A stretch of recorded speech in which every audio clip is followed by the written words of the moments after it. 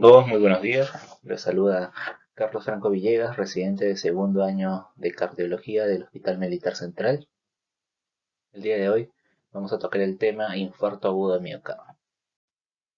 El temario del día de hoy, síndrome coronario crónico versus agudo, la definición y clasificación del infarto agudo del miocardio, epidemiología del síndrome coronario, diagnóstico de infarto agudo del miocardio, tratamiento, ICP versus fibrinolysis. La literatura que hemos utilizado es la guía 2020, la guía europea 2020 del manejo del síndrome coronario agudo y el consenso 2018 sobre la cuarta definición del infarto. En cuanto a la definición de infarto agudo de miocardio, es la necrosis de los cardiomiocitos en un cuadro clínico consistente con isquemia miocárdica aguda. Va a haber detección de biomarcadores cardíacos, preferiblemente la troponina T-OI, y incluso actualmente la troponina T ultrasensible, que es un biomarcador mucho más específico y que se eleva más tempranamente. Dentro de la clasificación tenemos 5 tipos. El tipo 1 asociado a enfermedad arterial coronaria aguda, el tipo 2 asociado a un desajuste entre el suministro y la demanda de oxígeno, el tipo 3 muerte súbita, el tipo 4 asociado a procedimientos de cateterismo cardíaco. Dentro del tipo 4 tenemos 3 subtipos. El 4A asociado a ICP, el 4B a trombosis del stent, el tipo 4C a restenosis relacionada con intervención coronaria percutánea y el tipo 5 que es asociado a cirugías de revascularización. Importancia, ¿no? Es una causa muy frecuente o es la causa más frecuente del muerte. Causa casi 1.8 millones de muertes al año. Se desarrolla en las mujeres 7 a 10 años más tarde que en los varones. Los síndromes coronarios agudos son 3 a 4 veces más frecuentes en los varones de 50 años, pero a partir de los 75 la mayoría de los casos son. En cuanto al diagnóstico, ¿no? Debemos de sospechar cuando tengamos una historia clínica y examen físico sugerentes de infarto agudo de miocardio, es decir, dolor torácico típico, opresivo, persistente, irradiado al cuello, mandíbula inferior o brazo izquierdo. Esto a veces no se encuentra en los pacientes. Y algunos síntomas menos típicos como digna, náuseas, vómitos, sudoración profusa, palpitaciones e incluso síncope. Sobre todo nos debe de, de hacer sospechar en un infarto agudo de miocardio el dolor torácico opresivo persistente, acompañado de cambios en el EKG y elevación de troponina. Y debemos de tener todos estos datos en los 10 minutos posteriores a la llegada del paciente. En cuanto al EKG, no toda elevación del segmento ST es infarto agudo de miocardio, sobre todo en las derivaciones B2 a B3. Lo que sí cumple para todos es de que por lo menos 2 derivaciones contiguas deben de tener esta alteración. Pero en las derivaciones B2 y B3 debe de cumplir ciertos criterios añadidos, ¿no? Estar elevado 2.5 milímetros en varones menores de 40 años, más de 2 milímetros en mayores de 40 años, más de 1 milímetro, más de 1.5 milímetros en mujeres.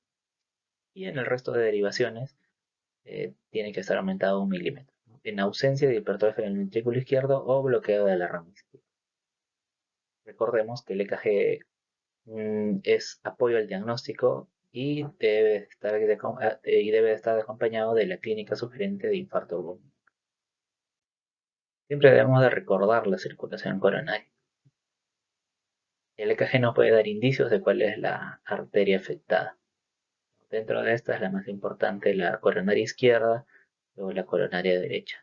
Y según las derivadas afectadas nos puede decir que la arteria probablemente esté afectada. Como en el caso de la descendente anterior de B1 B6, la coronaria derecha de 2, 3 y A.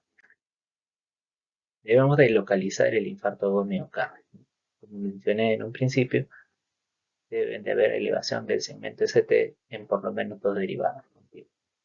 Y dividimos el EKG en caras, ¿no? Septal, anterior, lateral baja, lateral alta e inferior. Septal vendría a ser B1, B2, anterior B3, B4, lateral baja B5, B6, lateral alta D1 y ABL y cara inferior 2, 3 y AB. En cuanto a los biomarcadores, tenemos la troponina T y la troponina I que se van a elevar de las 6 a 12 horas, ¿no? Y la troponina ultrasensible que se eleva en la primera hora.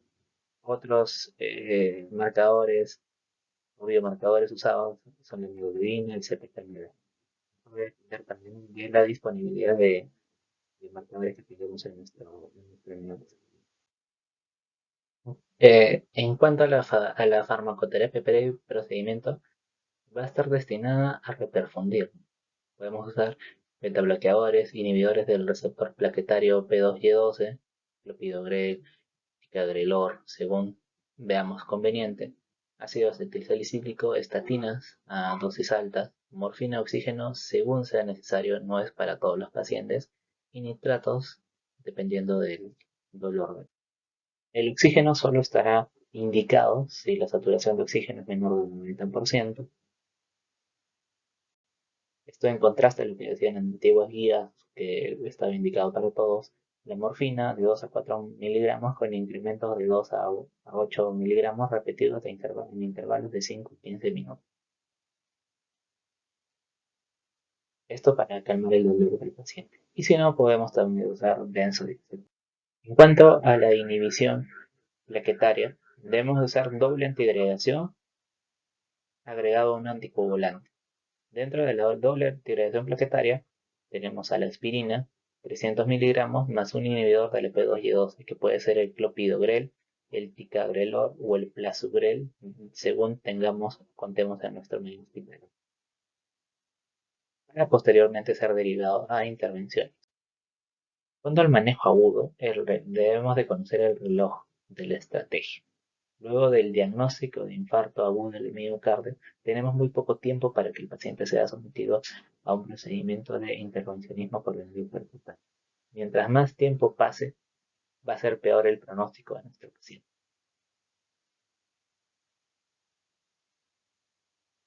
Lo posible, debemos de trasladar al paciente a un centro que cuente con intervencionismo coronario. De no ser posible, se le realizará la fibrinolisis. Y si es que se cumplen criterios de reperfusión, posteriormente programarlo para el cateterismo. Como mencioné, debemos de correr contra el tiempo porque mientras más tiempo pase, peor será el pronóstico de nuestro paciente. Entonces, el infarto agudo miocardio es el dolor torácico opresivo persistente, acompañado de cambios en el electrocardiograma, como puede ser una elevación del ICT, en por lo menos dos derivadas contiguas. Asimismo, debe haber elevación de troponinas, según contemos en nuestro centro hospitalario. Puede ser la troponina T o la troponina I, y en caso de que tengamos la troponina T ultrasensible, que es mucho más específica y se eleva a la hora del evento coronario. Posteriormente a eso, debemos de correr contra el tiempo. ¿Por qué? Porque debemos de reperfundir la arteria culpable lo más antes posible. Tenemos muy poco tiempo para que el pronóstico de nuestro paciente sea mucho más beneficioso. En caso de demoremos, a veces el daño ya es irreversible. Eso sería todo, doctores. Nos vemos.